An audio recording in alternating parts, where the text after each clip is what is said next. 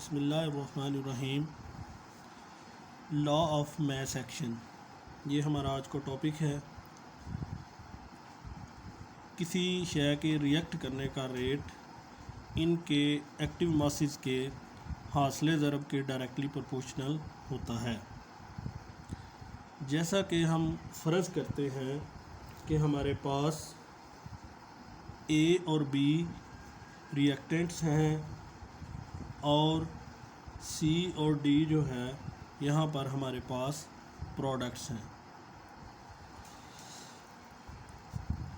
A B हमारे पास reactants हैं और सी और डी हमारे पास प्रोडक्ट्स की जो है वो कंसंट्रेशन है।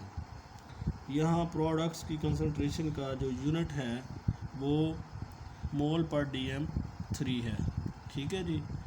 किसी भी केमिकल रिएक्शन के अंदर जो रिएक्टेंट्स और प्रोडक्ट्स की जो मिकदार है उसका यूनिट को मोल पर DM3 के अंदर लेते हैं।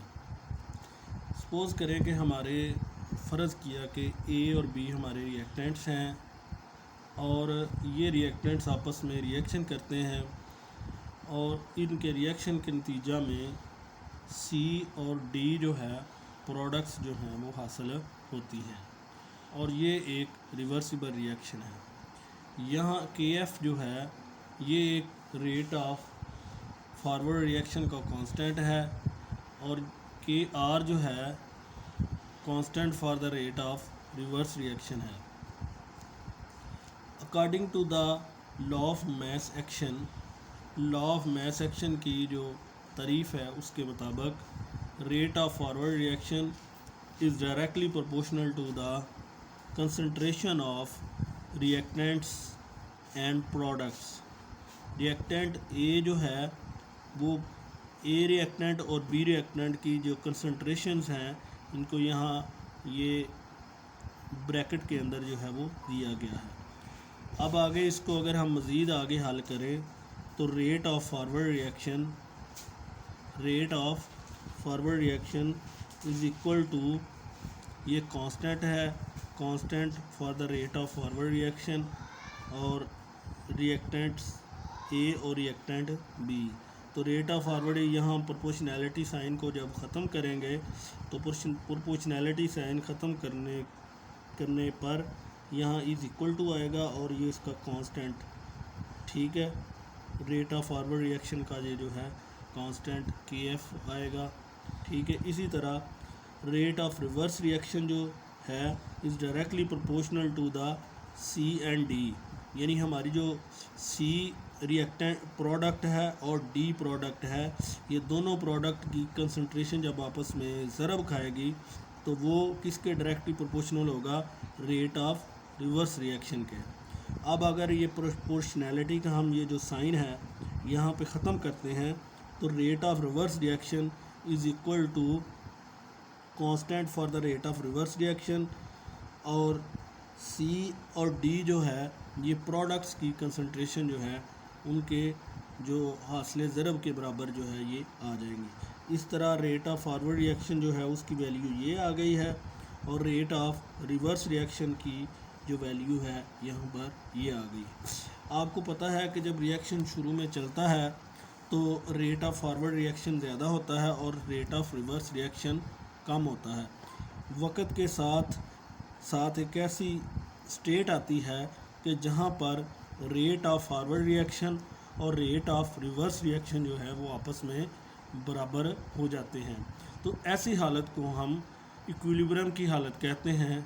ये आप कह सकते हैं कि डायनामिक इक्विलिब्रियम की जब हालत आती है तो उसमें रेट ऑफ फॉरवर्ड रिएक्शन और रेट ऑफ रिवर्स रिएक्शन आपस में बराबर हैं। दोनों के रेट आपस में बराबर होंगे। यहाँ रेट ऑफ फॉरवर्ड रिएक्शन को हम RF से ज़ाहिर करते हैं शॉर्ट में और is equal to rate of reverse reaction.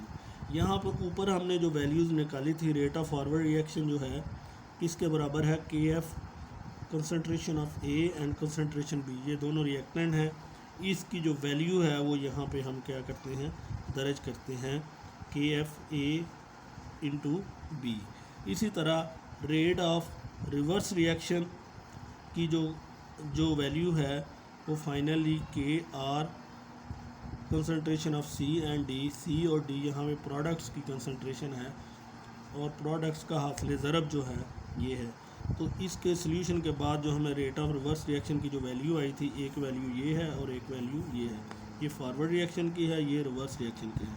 तो रेट ऑफ फॉरवर्ड रिएक्शन की जो वैल्यू है वो यहाँ पे पुट कर देंगे और रेट ऑफ रिवर्स रिएक्शन की वैल्यू यहाँ पे पुट कर देंगे। अब हम क्रॉस मल्टीप्लिकेशन के ज़रिए के आर को उठा के के एफ़ के नीचे ले आएंगे, के आर को उठा के किसके नीचे ले आएंगे, के आर को के एफ़ के नीचे ले आएंगे। इसी तरह ए बी जो है रिएक्टेंट्स हैं, इसको क्रॉस मल्टीप्लिकेशन के तरीके से उठा के प्रोडक्ट सी और डी की कंसंट्रेशंस के नीचे रिएक्टेंट्स की कंसंट्रेशन ए और बी आ जाएंगी। चूँकि के एफ़ और के आर की जो रेशो है, rate of constant for the forward reaction and constant for the reverse reaction की जो रेशो है वो क्या होती है, इक्विलिब्रियम कांस्टेंट के सी के बराबर आती है। तो यहाँ पे के एफ़ ओवर के आर को हम यहाँ से ख़त्म करके, चूँकि ये इसके बराबर होता है, तो हम के सी यहाँ पे पुट कर देंगे और ये वैल्यू इसी तरह इसके नीचे आ जाएगी।